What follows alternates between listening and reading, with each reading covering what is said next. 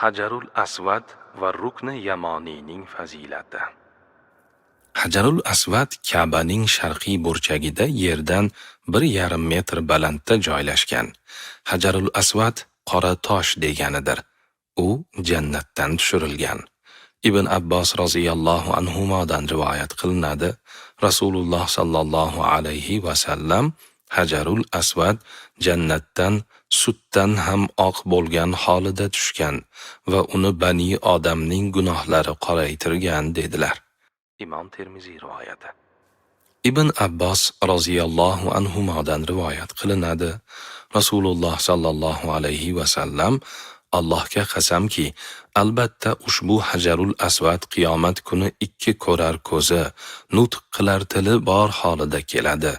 U o'zini kim haq ila istilom qilgan bo'lsa, o'shanga guvohlik beradi dedilar. Imom Ibn Moja rivoyati. Shuning uchun har bir ziyoratchi Hajarul Asvadning ziyoratiga oshiqadi. Buni deb atrofdagi boshqa ziyorat ahliga ozor bermaslik lozim.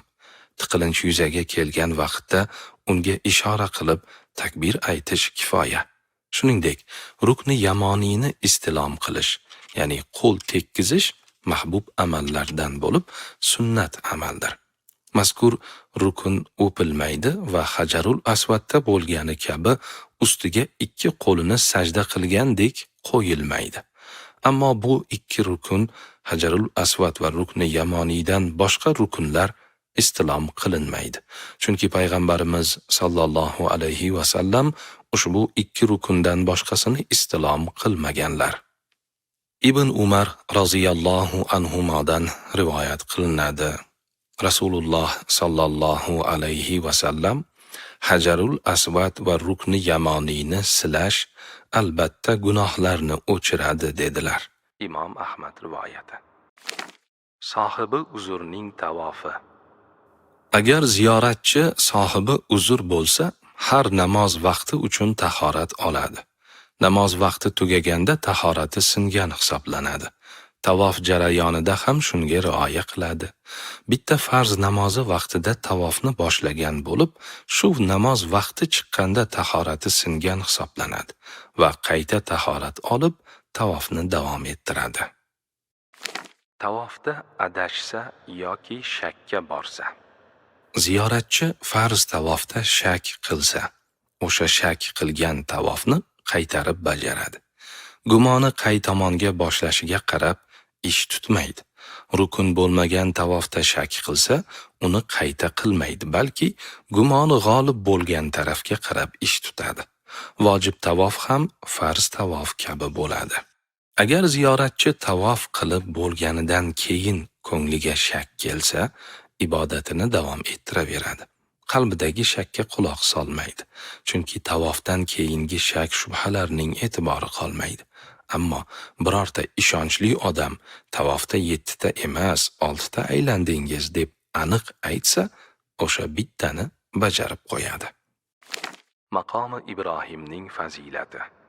Abdullah ibn Amr roziyallohu anhudan rivoyat qilinadi.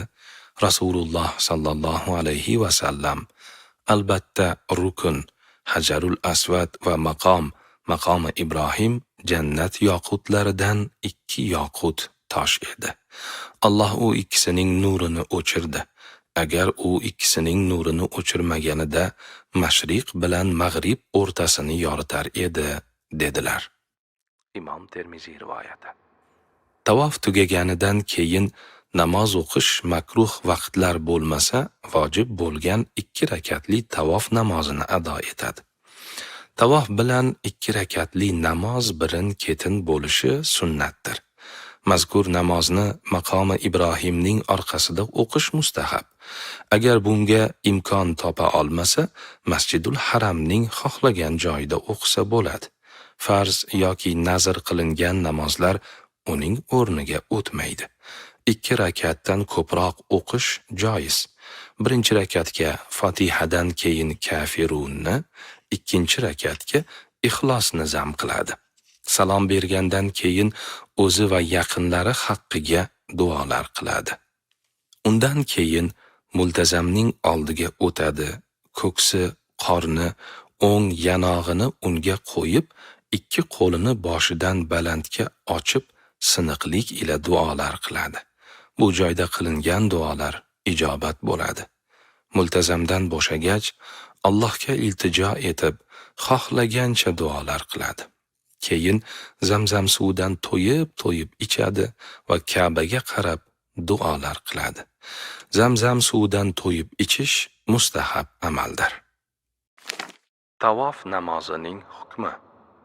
Bu namoz tavof qilgan ziyoratchi zimmasidan hech qachon soqit bo'lmaydi.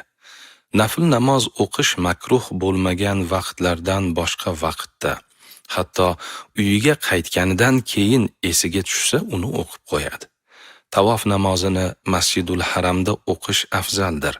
Lubob kitobida tavof namozi biror vaqt va biror joyga xoslanmagan. U hech qachon soqit bo'lmaydi. Agar o'qilmasa, qon, jonliq so'yish vojib bo'lmaydi.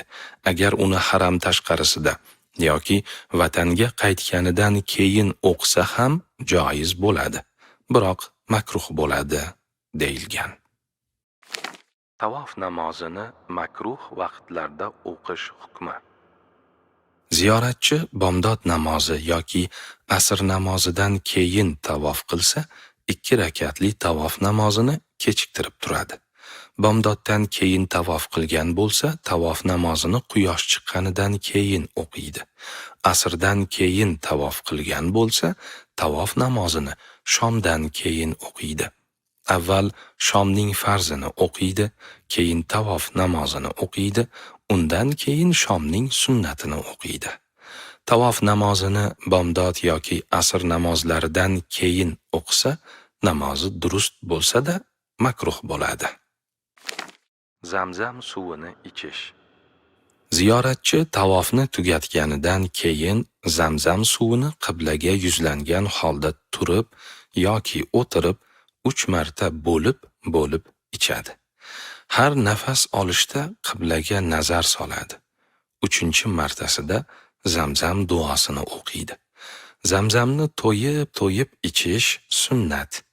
Ichib bo'lgach, uni boshi, ko'ksi va boshqa a'zolari ustidan quyishi afzal.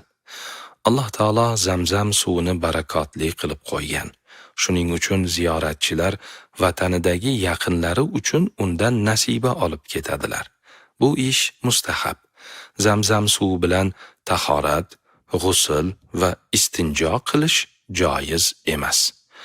Imkon bo'lsa yana Hajarul Aswadni istilom qiladi, imkon bo'lmasa Safo sari yo'l oladi.